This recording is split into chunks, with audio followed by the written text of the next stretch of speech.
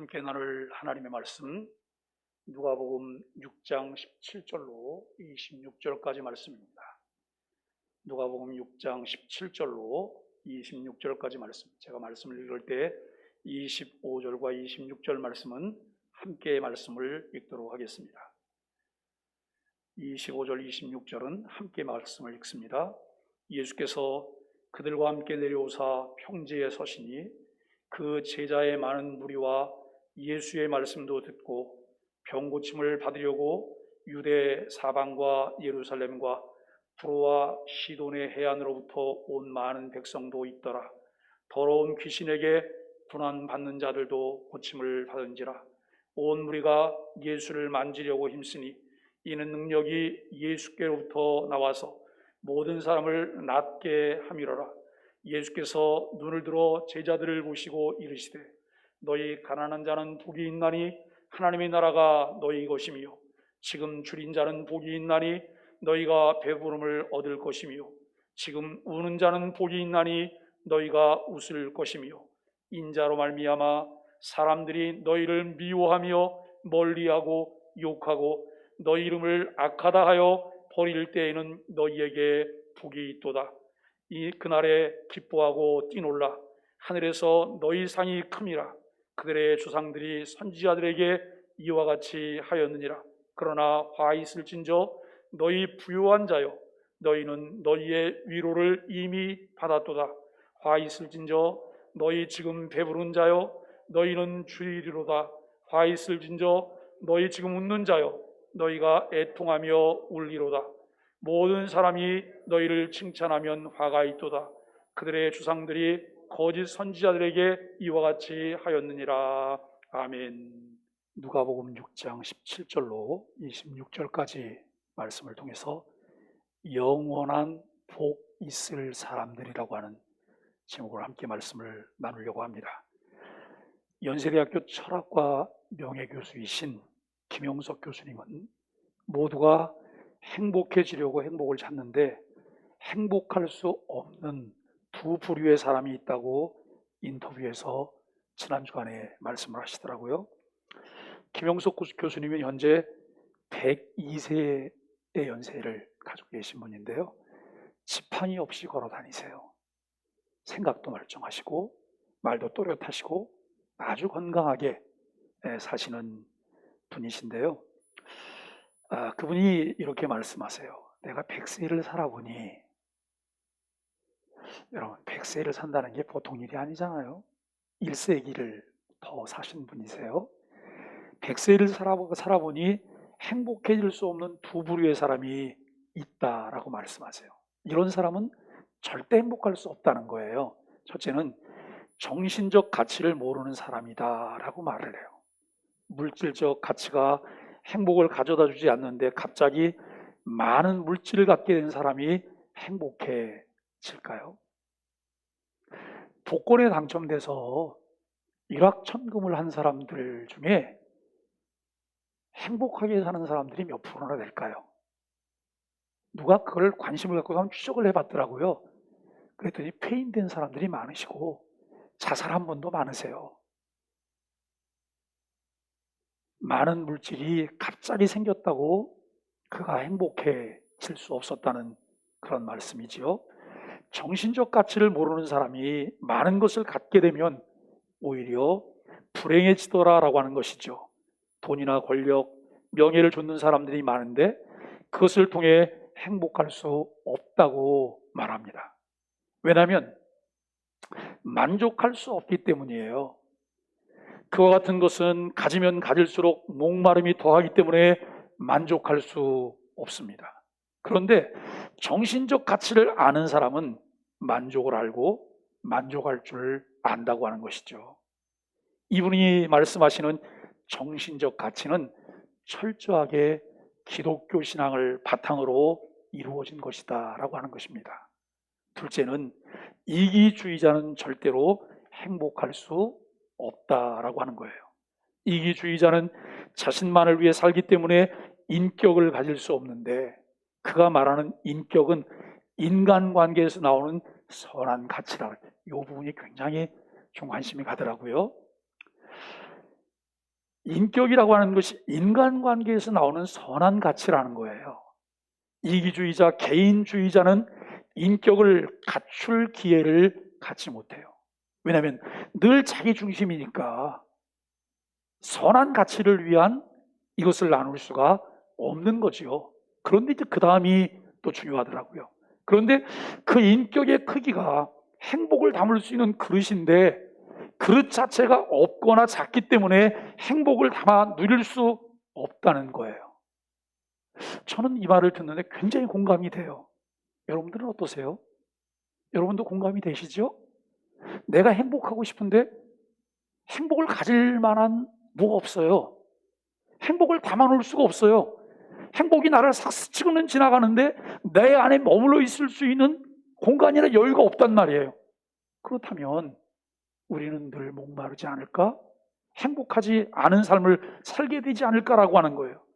행복을 원하지만 행복하려는 노력을 하지 않는 그런 경우를 우리가 보게 됩니다. 오늘 본문 17절에 보면 예수께서 그들과 함께 내려오사 평지에 서시니 그 제자의 많은 무리와 예수의 말씀도 듣고 병고침을 받으려고 유대 사방과 예루살렘과 두로와 시돈의 해안으로부터 온 많은 백성도 있더라 라고 말을 합니다. 오늘 본문 말씀은 산에서 내려오셔서 평지에서 하신 말씀입니다. 그래서 평지복음이라 평지설교라 이렇게 불리기도 하죠. 오늘 본문은 마태복음의 산상설교가 8가지 복을 열거하고 있는데 반해 여기에서는 4가지 복, 이에 상응하는 4가지 화를 전하고 있어요. 여러분 어떠세요? 4가지 복을 가지시겠어요? 아니면 4가지 화를 가지시겠어요? 아마 4가지 화를 가지라고 하면 화를 내지 않은 사람이 아무도 없을 거예요. 내가 그걸 왜 갖냐고. 나는 싫다고. 그런데 여러분 혹시 이거 아세요? 이게 뭐 하는 건지? 에? 나는 싫다고 말해요. 그런데 내 안에서는 그걸 불러들이고 있어요. 왜냐하면 선택은 내 삶을 통해서 이루어진다라고 하는 거예요. 우리는 내 머리로는, 내 마음으로는 복을 받기를 원하지만 복을 받기를 원한다고 해서 그 복이 나에게 주어지는 것은 아니에요. 삶과 관계가 있다라고 하는 것을 우리가 생각을 해봅니다.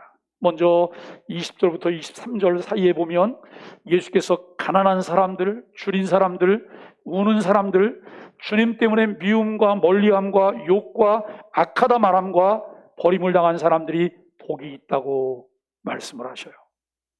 본문 20절을 다시 보면 예수께서 눈을 들어 제자들을 보시고 이르시되 라고 말씀합니다.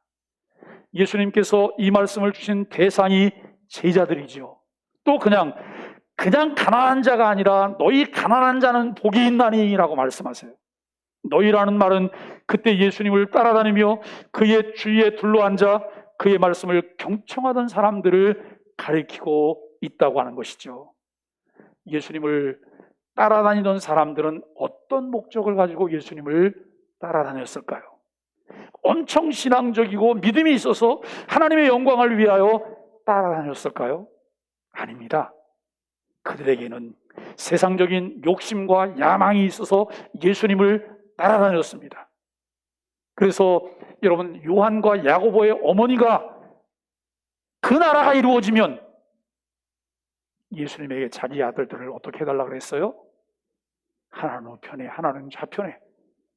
우리나라 여러분 옛날 관직으로 말하면 하나는 영의정, 하나는 우의정, 좌의정으로 세워달라고 하는 그런 이야기예요. 그 안에서 이들이 예수님을 따라다니고 있는 속마음이 보이는 거예요. 속마음이. 여러분 그들만 그럴까요? 우리는 전혀 아니고요. 우리도 별반 다르지 않을 것이다 라고 하는 생각을 해봅니다. 그래서 예수님께서는 이렇게 말씀하세요. 아무든지 나를 따라오려거든 자기를 부인하고 자기 십자가를 지고 나를 좇을 것이니라 라고 말을 해요. 너희가 정말 나를 따라오려느냐? 그렇다면 너를 부인해라. 네 십자가를 져라. 이렇게 주님께서 말씀하셔요. 그러한 맥락에서 예수님께서 전하시려는 말씀이 무엇인지, 예수님께서 세우시려는 나라와 그 나라의 일꾼은 어떤 사람인지를 이해하는 것이 중요하다라고 하는 것이죠. 그러므로 너희 가난한 자는 예수님을 좇는 이들 가운데 가난한 이들을 가리키는 말씀이에요. 가난한 사람 모두를 일반적으로 지칭한 말이 아니라는 말이죠. 달리 말하면 가난함에도 불구하고 보다 가치 있는 어떤 것, 보다 궁극적인 어떤 것, 삶에 있어서 보다 본질적이고 영원한 것을 찾아 예수님께 나온 이들을 가리키는 것이라 라고 말할 수 있어요. 아니면 적어도 예수님께 나오는 것 외에는 달리 아무런 희망도 힘도 없는 사람들을 가리키는 것이라고 말할 수 있겠죠. 또한 하나님께서 약속하신 메시아를 기다리며 그 약속이 언제 어디서 누구를 통해 어떻게 이루어질 것인지를 알고자 나온 신앙의 사람들이라 할 수 있습니다. 아니면 비록 가난하지만 예수님께서도 말씀하신 대로 무엇을 먹을까, 무엇을 마실까, 무엇을 입을까 하는 세속적 관심사에 사로잡히지 않고 오직 먼저 하나님의 나라와 그의 의를 구하는 사람들이라 라고 말할 수 있을 것입니다. 저는 말씀을 준비하면서 그런 생각을 해봤어요. 내가 오늘 예배를 드리는데 예수님의 이름으로 하나님께 예배하고 있을까? 어떠세요? 오늘 내가 예배하는 예배 대상이 하나님이신가요? 그런데 그 하나님께 온전히 예배하기 위해서 우리를 위해서 중보자 되신 예수 그리스도의 이름을 의지하며 그의 구속의 은혜를 힘입어서 하나님께 예배하고 있나요? 오늘 우리가 하나님 앞에 헌금을 드리는데 헌금이 예수님의 이름으로 하나님 아버지 앞에 드리는 헌금이신가요? 내가 봉사를 하는데 봉사도 예수 그리스도의 이름으로 하나님 아버지 앞에 하는 봉사인가요? 주님께서 이렇게 말씀하셨어요. 소외된 자 한 사람에게 한 것이 곧 내게 한 것이다. 소외된 자 한 사람에게 한 것이 곧 내게 한 것이다. 우리는 명분이 있고 그럴듯하고 드러날 만한 것에 관심이 있어요. 그런데 우리 주님께서는 너희들이 정말 나의 이름으로 무엇을 하기를 원한다면 아무도 돌아보지 않는 사회적 약자를 돌아보라는 말씀이에요. 아무 대가가 지불되지 않을 만한 그 일에 너희들이 참여하라 라고 하는 말씀이에요. 제가 지난 주간 장례를 치르면서 그런 말씀을 드렸어요. 기독교인은 장례나 결혼식이나 문화가 좀 바뀌어야 된다고. 품앗이 문화가 아닙니다, 여러분. 품앗이 문화가 아니에요. 저분 지난번에 우리 아버지 장례식 때 조금 3만 원 하셨지? 나도 3만 원. 저분은 안 왔어. 나는 거기 안 갈 거야. 이게 바뀌어야 된다는 거예요. 사랑하는 여러분, 괜찮은 분에는 못 갈 수도 있어요. 내가 안 가도 손님이 많은 사람들은 못 갈 수도 있어요. 그런데 거기 길을 쓰고 가려고 해요. 왜요? 눈밖에 날까 봐. 그런데 내가 가봤자 아무것도 돌아올 곳이 없는 집에는 안 가려고 해요. 품앗이가 안 되니까.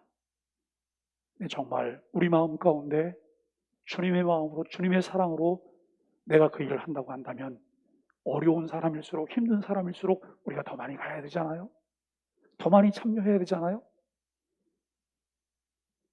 사랑하는 여러분, 이 세상을 살면서 우리가 사람의 사람됨 그 이상을 뛰어넘어서 그리스도인의 그리스도인됨을 한번 생각해 보시죠.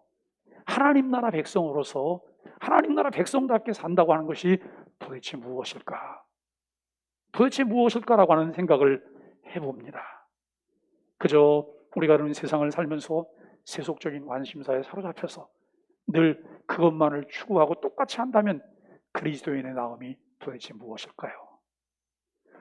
요즘 우리 교회에 한번 오셨던 정재영 교수님이 그분은 이제 사회학을 전공하신 분이고 사회학 교수이기 때문에 그런 류의 설문조사를 많이 하고 이제 여러 가지 조사를 하세요.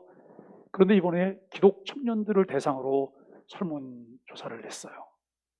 그런데 기독 청년들 중에 거의 60% 가까운 청년들이 뭐라고 말하냐면 성경의 가르침대로 사는 사람을 본 적이 없어요. 성경의 가르침대로 사는 사람을 본 적이 없어요 라고 말을 해요.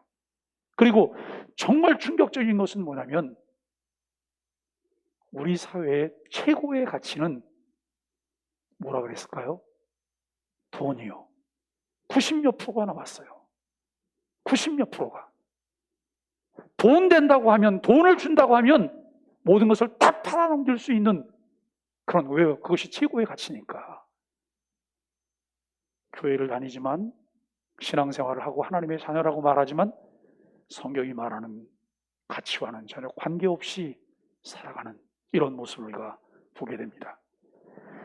내가 지금 입에 풀칠하기도 힘든데 예수 믿고 교회 나가고 하나님 말씀 배우고 하나님 나라 찾고 있게 됐습니까? 라고 하는 사람이 아니라 육신적으로 가난한 것보다 영적으로 빈궁한 것이 더 크고 심각한 문제임을 아는 사람, 그런 사람이 복이 있는 사람이고 하나님의 나라는 그런 사람의 것이라고 예수님께서 말씀하고 계십니다.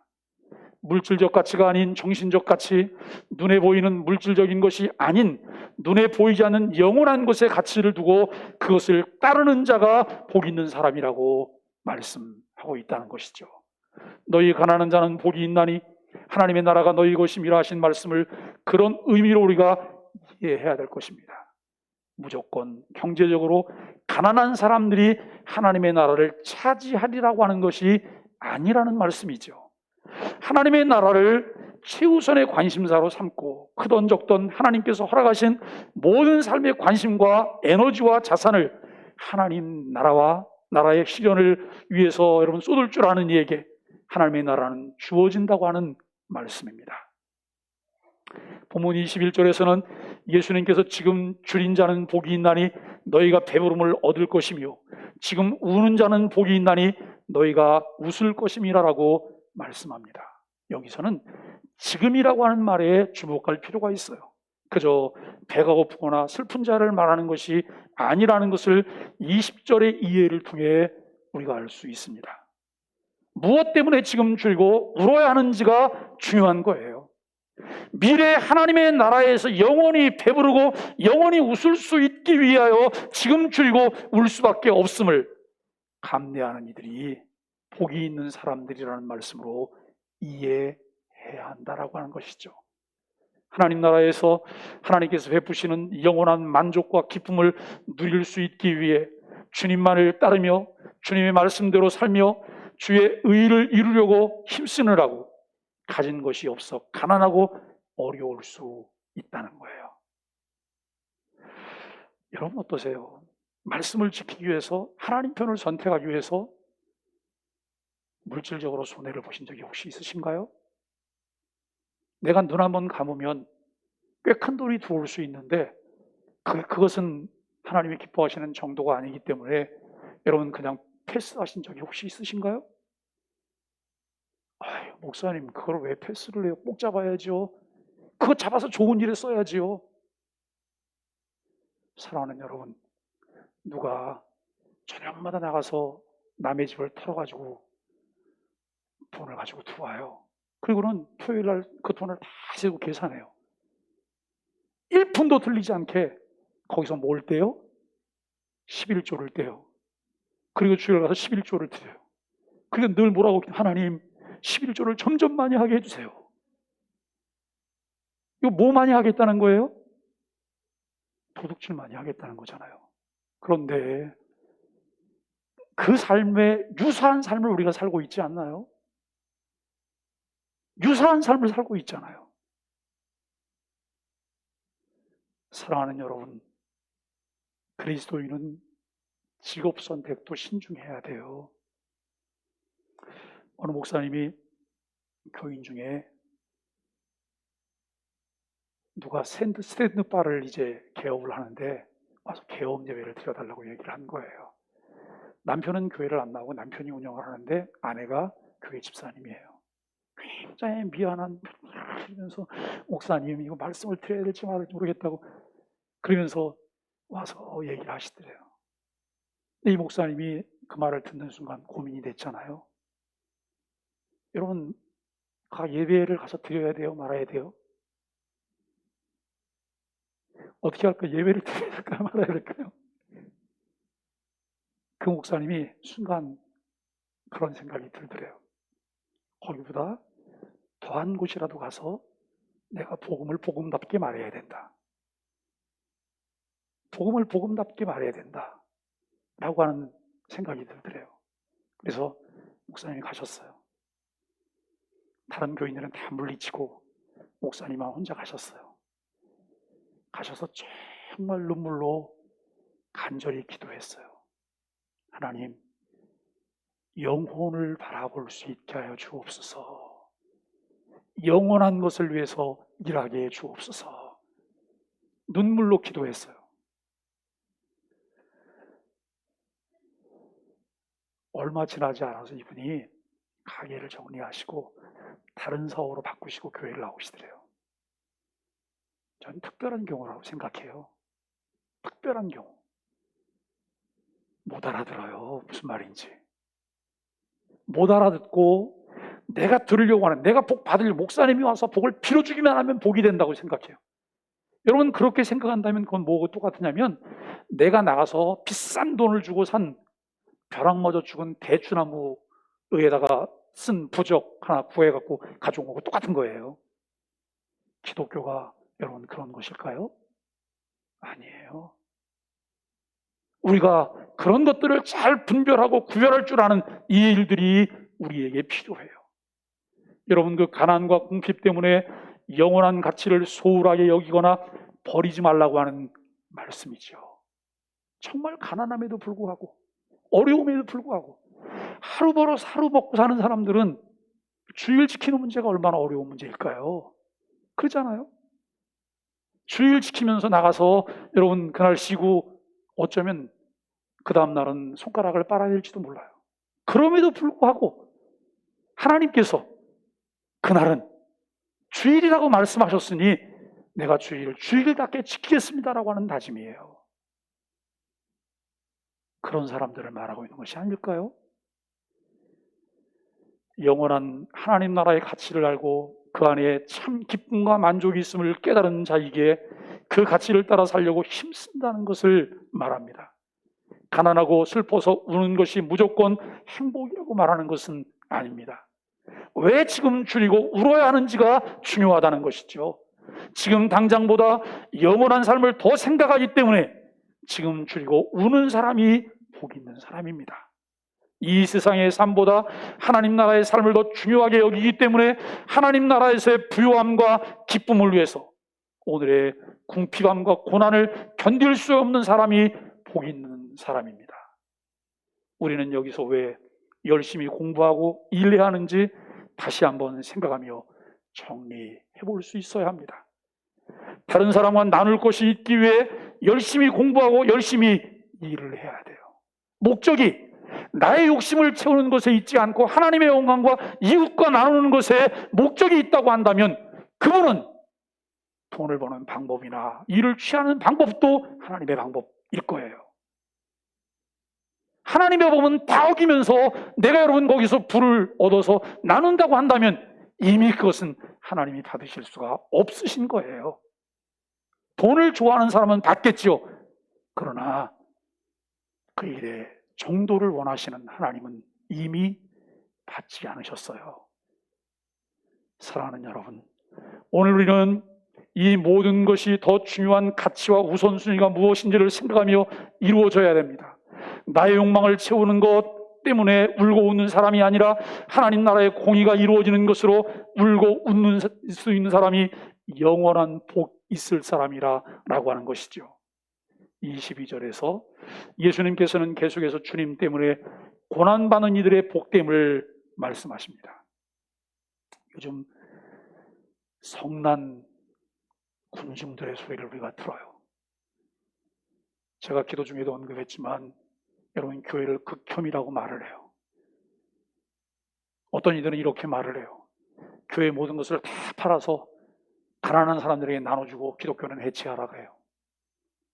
기독교는 해체하라고. 이런 정도로 지금 어려운 그런 상황이에요. 어떤 사람들은 이렇게 말을 해요. 나는 책임이 없다고.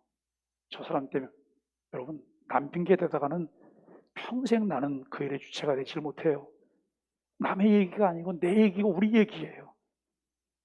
우리가 그렇게 살았기 때문에 결국은 그와 같은 일들이 벌어지고 있다라고 생각을 하게 돼요. 여기 22절에서 인자로 말미암아 사람들이 너희를 미워하며 멀리하고 욕하고 너희 이름을 악하다 하여 버릴 때는 너희에게 복이 있도다. 여기서 인자로 말미암아라고 하는 말씀에 유의해서 우리는 22절 말씀 전체의 뜻을 바로 붙들 수 있어야 합니다.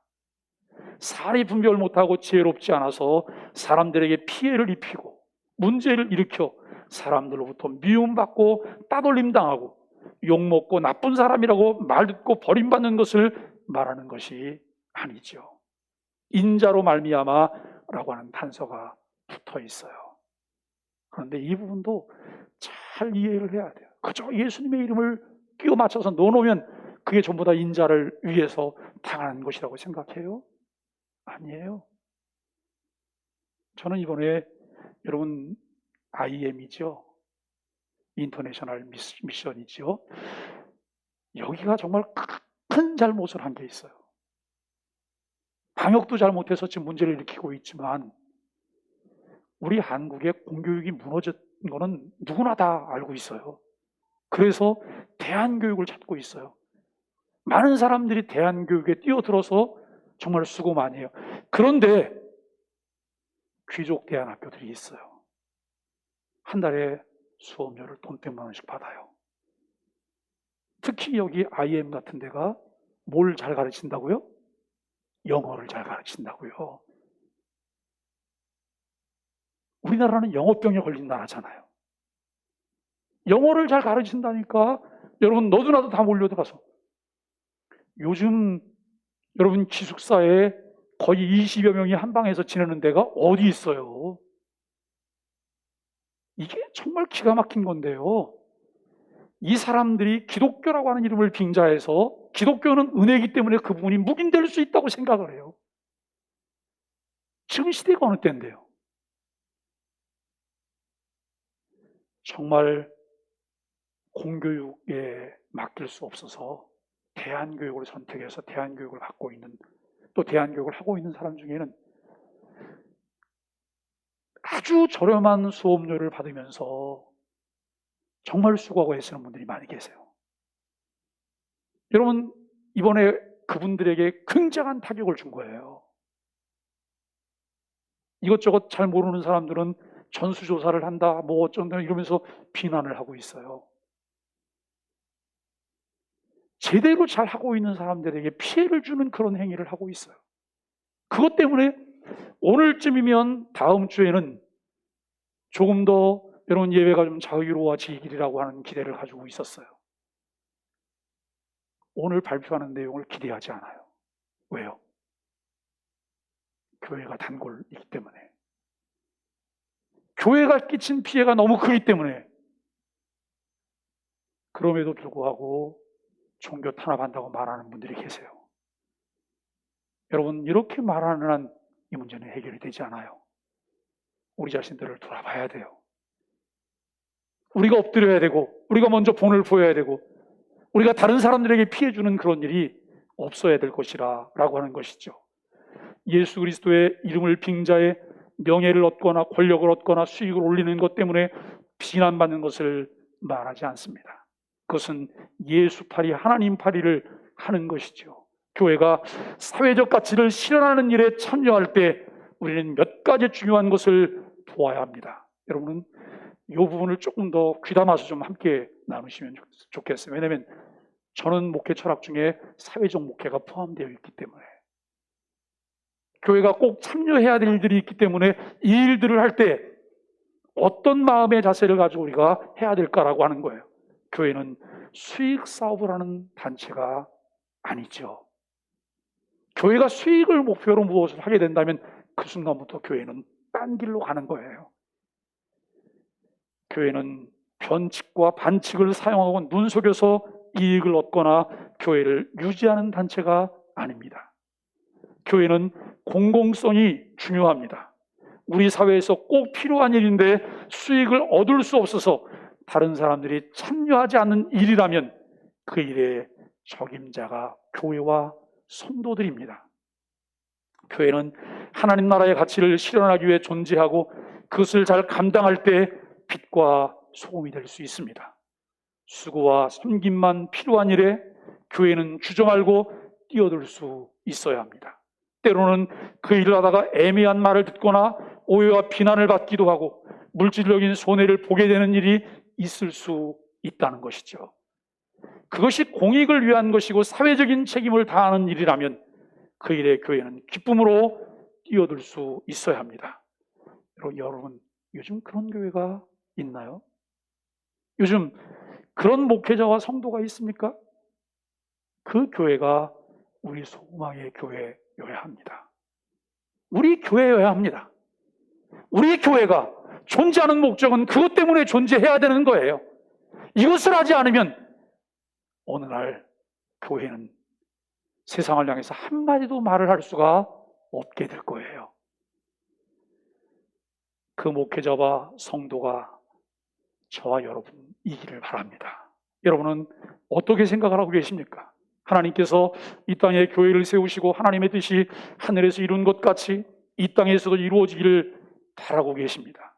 하나님의 나라가 시작되었으니 그 하나님의 나라가 이 땅에 확장되는 것이 하나님의 뜻입니다.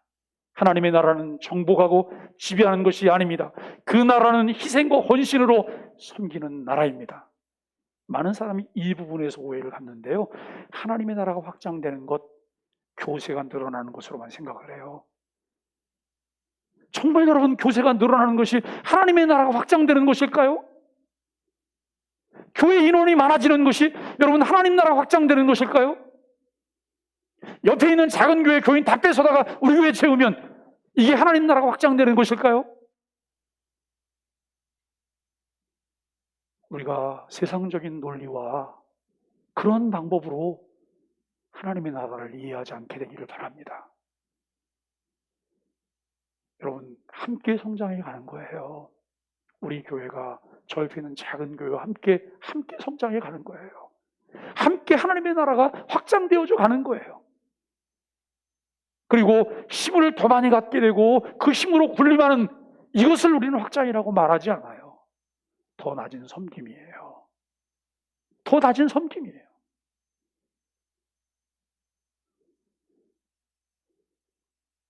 주님에 대한 우리의 믿음을 지키고 주의 뜻대로 살려고 하고 주님의 나라를 이루는 일에 헌신하기 때문에 세상으로부터 미움받고 따돌림당하고 욕과 나쁜 사람이라고 하는 말을 듣고 버림받아야 할 때에는 그것을 복으로 여기라라고 하는 말씀입니다. 예수님께서는 그럴 때 슬퍼하거나 위축되어 처지지 말고 오히려 기뻐하고 뛰놀라고 말씀하십니다. 그리고는 그럴 때 기뻐하고 뛰놀 두 가지 이유를 우리에게 제시하시는데요, 첫째는 그런 사람들에게는 하늘에서 상이 클 것이다 라고 말씀합니다. 이 세상에서 칭송을 받고 상 타고 명예를 누리고 친구를 많이 얻는 것이 중요한 것이 아니라 하나님으로부터 인정받고 그의 나라에서 상을 받는 것이 중요하다는 말씀입니다. 하나님 나라에서 상이 클 사람이기 때문에 세상에서는 오히려 미움받고 따돌림당하고 욕과 나쁜 사람이라고 하는 말을 듣고 버림을 받는 일이라면 기꺼이 감당하는 것이 복이 있는 일이라고 말씀하고 있습니다. 이 세상에서 칭송을 받고 상 타고 명예를 누리는 사람들 가운데는 그럴 자격도 없을 뿐 아니라 인간조차 되지 못한 사람들이 얼마나 많은지 모릅니다. 그런 사람들이 칭송을 받고 상 타고 명예를 누린다고 흥분하고 분노하고 속 끓일 필요가 없습니다. 이런 국회의원들이 연말이 되면 상들을 많이 받으세요. 그런데 자기들이 만들어갖고 상을 나눠가는 것도 있더라고요. 그러니까 왜냐하면 나중에 선거운동할 때 여러분 뭔가 하나 더 넣기 위해서 이게 참 부끄러운 일이잖아요. 어느 때는 그런 생각, 야, 저런 걸 보고 철면피라 그러나 봐. 남들은 다 욕하고 그러는데 본인은 전혀 부끄러움도 못 느껴. 이런 정도쯤 되면 참 곤란하지 않겠어요? 우리가 신앙생활하면서 우리가 여러분 그런 것을 보면서 분노하고 속 끓일 필요가 없다는 말입니다. 이 세상은 그저 그런 세상인 줄 알면 되는 것이기 때문에 주님 때문에 사람들이 미워하며 멀리하고 욕하고 악평하며 버릴 때 우리가 기뻐하며 뛰어놀아야 될 두 번째 이유는 세상은 옛날부터 참된 선지자에게는 그렇게 해왔다는 것이죠. 다시 말하면 다른 이유에서가 아니라 주님 때문에 세상 사람들로부터 미움받고 따돌림 당하고 욕먹고 악평을 듣는다는 것은 우리가 선지자의 반열에 서는 것이고 참 하나님의 백성임을 확인하는 일입니다. 그러므로 행복하게 여기고 기뻐할 수 있어야 합니다. 24절에서 26절까지 말씀에서는 예수님께서는 앞서 하신 말씀을 뒤집어 다시 한번 먼저 주신 가르침을 반복하셨다고 할 수 있습니다. 복 있을 사람들과 정반대되는 사람들을 가리키며 화 있을진저 그래요. 화 있을진저. 이 말은 쉬운 말로 바꾸면 무슨 말이에요? 저주받아라, 지옥에나 가라. 여러분 그 말하고 똑같은 말이죠. 이렇게 선언하심으로 복 있을 사람들을 위로하시고 격려하시며 축하하시고 복 있을 사람의 자세를 끝까지 지키기를 권면하십니다. 그러나 화 있을진저 너희 부요한 자요, 너희는 너희의 위로를 이미 받았도다. 화 있을진저 너희 지금 배부른 자요, 너희는 줄이리로다. 화 있을진저 너희 지금 웃는 자요, 너희가 애통하며 울리로다. 모든 사람이 너희를 칭찬하면 화가 있도다. 그들의 조상들이 거짓 선지자들이 이와 같이 하였느니라. 우리는 이 말씀을 우리 모두에게 크나큰 위로의 말씀으로 받아들여야 할 것이며 또한 강력한 경고의 말씀으로 들어야 합니다. 이 말씀 또한 지금 부유하고 배부르며 웃고 칭찬받는 사람은 무조건 나중에 화를 당하고 굶주리게 되고 위로받지 못한 채 애통하며 울게 되리라고 하는 의미로 받아들여서는 안 된다는 말씀이죠. 사랑하는 소망의 가족 여러분, 우리는 매 순간 행복과 화를 선택할 수 있습니다. 그저 교회에 소속이 되어 있다고 저절로 복을 받게 될 것이라 생각하고 있지는 않은지요. 말씀을 듣고 행하는 자가 복이 있는 자라고 성경은 말씀합니다. 지금 배부른 자요, 지금 웃는 자요 하신 것은 영원한 나라, 영원한 삶, 영원한 기쁨과 하나님의 인정, 하나님의 칭찬, 또 하나님의 상에는 관심 없이 그저 지금 일상에서 부귀영화를 누리는 일에만 골몰하는 사람을 가르친 것으로 보아야 할 것입니다. 예수님께서 화 있을진저 너희 부요한 자요 하셨다고 해서 무조건 부자들을 적대시하고 저주하라고 하는 말씀이 아닙니다. 이것은 하나님 나라에 관심이 없고 하나님의 뜻을 따라 이웃사랑을 실천하며 정의로운 세상 만드는 일에 관심 없이 자기중심적이고 이기적인 부를 축적하고 있는 이들을 꾸짖으시며 경고하신 말씀입니다.